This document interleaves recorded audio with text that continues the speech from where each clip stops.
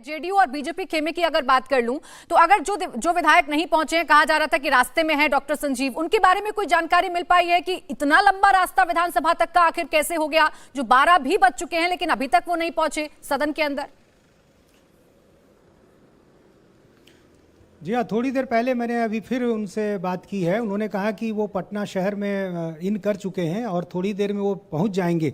लेकिन जिस तरह से पूरा घटनाक्रम हुआ है उसमें जाहिर है संदेह तो होना लाजमी है।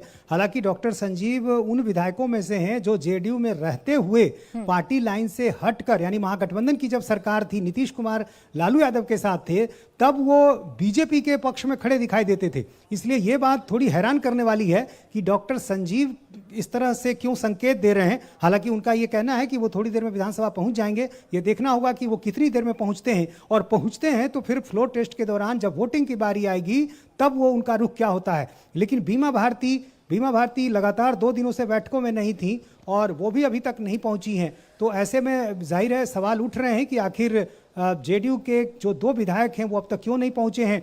बीजेपी की 2 महिला विधायक भी अभी तक नजर नहीं आई हैं और ऐसे में अब उनको लेकर भी शंकाएं हो रही हैं। और ऐसा माना जा रहा है कि इतने दिनों में जरूर आरजेडी खेमे की तरफ से, लालू यादव की तरफ से सेंधमारी की कोशिशें की जा रही थी और उस कोशिश में कुछ हद तक कामयाबी भी ऐसा लगता है कि उनको मिली है। यदि ये सारे चेहरे नजर नहीं आते हैं फ्लोर टेस्ट के दौरान तो निश्चित रूप से ये सवाल उठेंगे। और यही कारण है कि जेडीयू ने और इस तरह से एक प्लान तैयार किया, प्लान बी, कि यदि हमारे कुछ विधायक कम होते हैं तो ऐसी स्थिति में हम आरजेडी में से कौन से ऐसे विधायक हैं जिनको जोड़ सकते हैं। तो ऐसे में उन विधायकों को चुना गया जो आने वाले दिनों में जिनको लेकर चर्चाएं थी कि वो जुड़ने वाले हैं। लेकिन चूंकि अभी विधानसभा का जो समय है, करीब 1.5 साल से अधिक का वक्त बचा है, तो ऐसे में इसकी आवश्यकता शायद नहीं होती। लेकिन अब की परिस्थिति में जब विधायक कम पड़ते दिख रहे हैं तो ऐसे में उनसे संपर्क किया गया।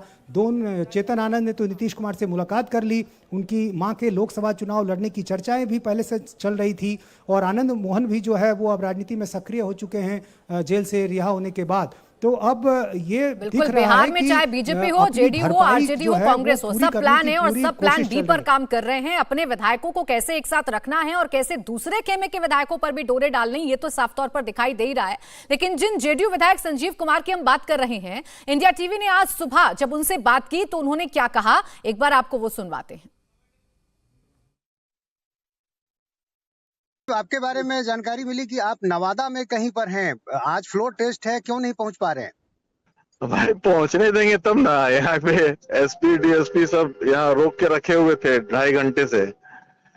अब इसमें डिले होगा तो फिर कहेंगे कि देर किए। क्यों नहीं पहुंच रहे हैं, यहाँ के प्रशासन से पूछा जाए क्यों रोके थे।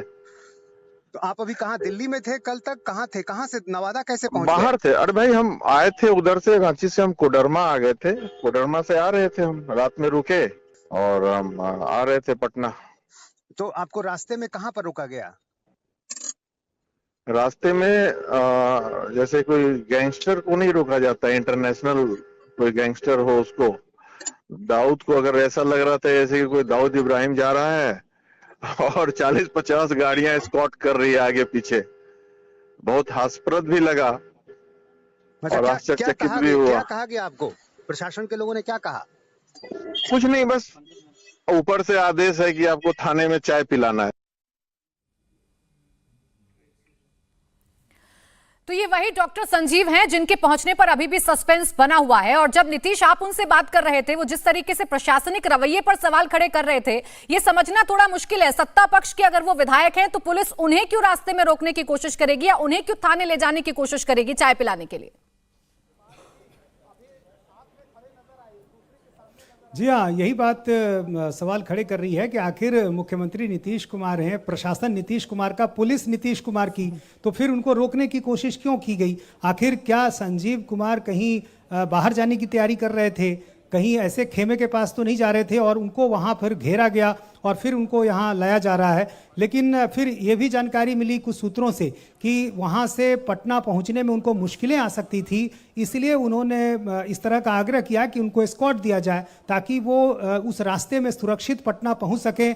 इसके अलावा ट्रैफिक जाम की स्थिति भी रहती है उस रूट में, तो कहीं ऐसा ना हो कि वो पहुँच ही ना सके। तो ये बातें भी कही जा रही थी। लेकिन अब चूंकि वक्त बहुत ज़्यादा हो चुका है और ऐसे में नवादा से पटना की जो इतनी दूरी है उनको पहुंच जाना चाहिए। हालांकि थोड़ी देर पहले मैंने उनसे फिर बात की है, उन्होंने कहा है कि बस पटना पहुंच चुके हैं, थोड़ी देर में यहाँ पर पहुंचेंगे। लेकिन जो सस्पेंस का माहौल है वो बड़ा दिलचस्प है और ऐसी तस्वीरें दिखाई दे रही हैं कि जिनके बारे में कभी आप सोच नहीं सकते थे, वैसे विधायक अभी संदेह के घेरे में आ गए हैं। और डॉक्टर संजीव उन्हीं में से एक नाम है कि जो खुलकर जेडीयू में रहते हुए बीजेपी के पक्ष में बयान देते थे, आखिर वो इस तरह के संकेत क्यों दे रहे हैं। और दूसरी तरफ जो आरजेडी खेमे में जो झटका है वो अब साफ तौर पर दिखाई दे रहा है। चेतन आनंद और नीलम देवी ये दोनों जो हैं श्रवण कुमार के कमरे में बैठे हुए हैं और वहां पर आरजेडी का आरोप है कि उनसे जबरन सब कुछ करवाया जा रहा है। हालांकि जो खबरें हैं कि ये इन दोनों का समर्थन मिल सकता है और जैसा कि मैंने कहा कि एक प्लान बी भी एनडीए तैयार कर रही है कि यदि हमारे कुछ विधायक नहीं पहुंचते हैं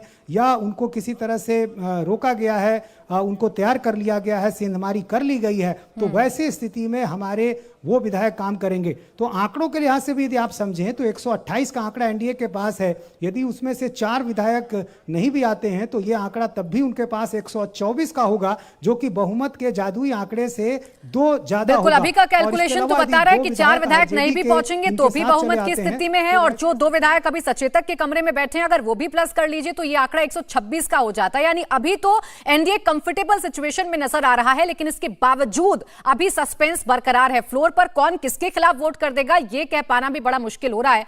आरजेडी जो भी दावा कर रही है, डिप्टी सीएम विजय सिन्हा ने उस पर कहा कि विपक्ष को सदन के अंदर ही जवाब दिया जाएगा। लोकतंत्र का सम्मान होगा, लोकतंत्र का रक्षा होगा और लोकतंत्र को कलंकित करने वाले लज्जित होंगे।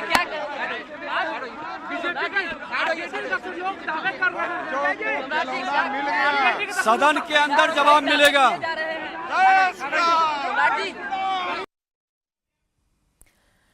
तो सदन के अंदर जवाब दिया जाएगा, ये आपने सुना डिप्टी सीएम विजय सिन्हा को। और ऐसा ही कॉन्फिडेंस डिप्टी सीएम सम्राट चौधरी का भी देखने को मिल रहा था। उन्होंने कहा कि खेला तो हो गया है और एक खिलौना मिल गया है अब तेजस्वी यादव को, ये सम्राट चौधरी कहते हुए नजर आए। कॉन्फिडेंस आई है एनडीए का और इसी कॉन्फिडेंस के बिना पर यह कहा जा रहा है कि जिस खेले का जिक्र कर रहे थे तेजस्वी यादव, ऐसा तो नहीं कि यह खेला महागठबंधन के साथ ही हो जाएगा, ऐसा तो नहीं कि उनके ही जो विधायक हैं वो टूट जाएंगे।